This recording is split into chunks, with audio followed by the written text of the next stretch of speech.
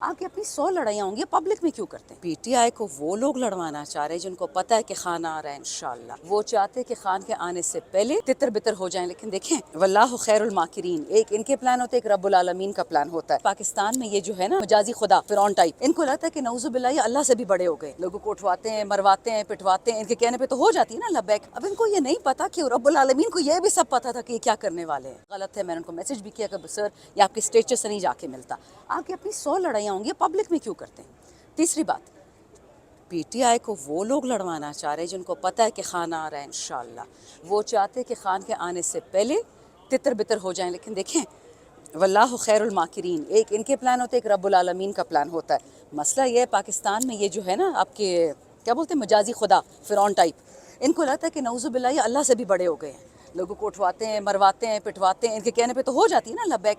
अब इनको ये नहीं पता कि रब्बुल आलमीन को ये भी सब पता था कि ये क्या करने वाले हैं।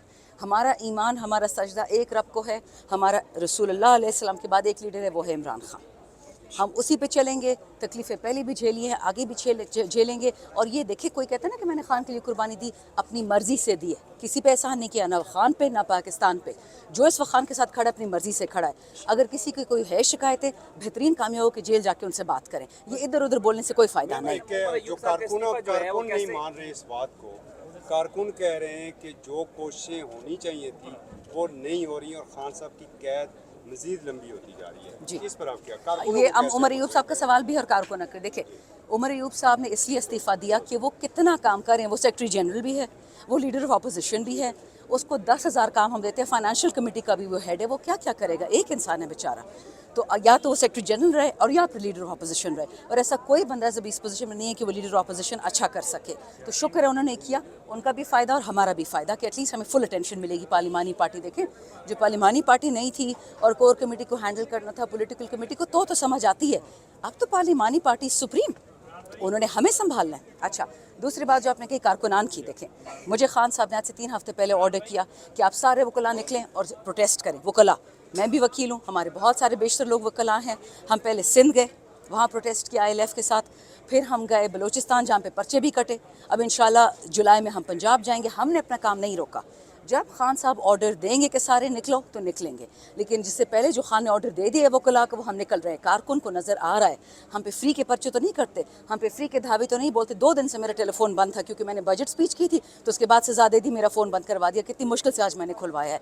ये चीज़ें होती रहेंगी, और जिसको लगता है कि हमें आराम से बैठे हुए हैं, 2 दिन आके हमारी जगह काम करें, इनको लग पता जाएगा। सुबह 8 बजे इधर पहुँचो, 12 बजे घर जाओ, फिर स्पेस करो, फिर जलसे करो, फिर अपनी आवाम के काम करो। हम एक सेकंड फालतू नहीं बैठते हैं, लेकिन अल्लाह करे ये शैतानी सारी वो बाहर जो यूट्यूबर्स बैठे हुए ना पैसे कमाने के लिए, उनकी शैतानी है।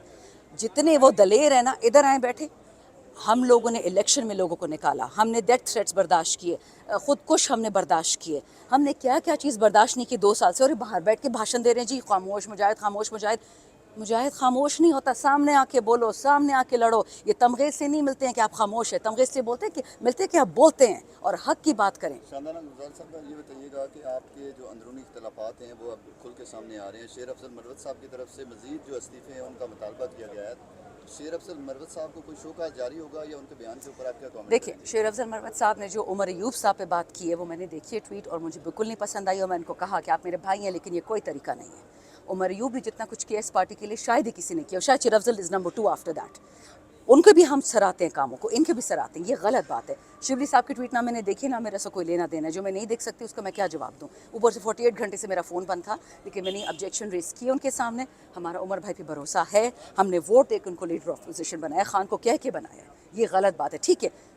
शेर अफजल साहब नए हैं पॉलिटिक्स में, उनको इतनी माफ़ी तो दी जा सकती है कि वो इमेच्योर हैं, उनकी दिलेरी में भी कोई कमज़ोरी नहीं है, लेकिन ये कोई तरीका नहीं है। सियासत में आपको एक डिफरेंट तरीके से चलना पड़ता है। याद रखें, जिस दिन अपने बहन भाई के साथ गैरत शुरू कर दी, अपनी बीवी से, बच्चों से, सारा आपसे बिछड़ जाएंगे।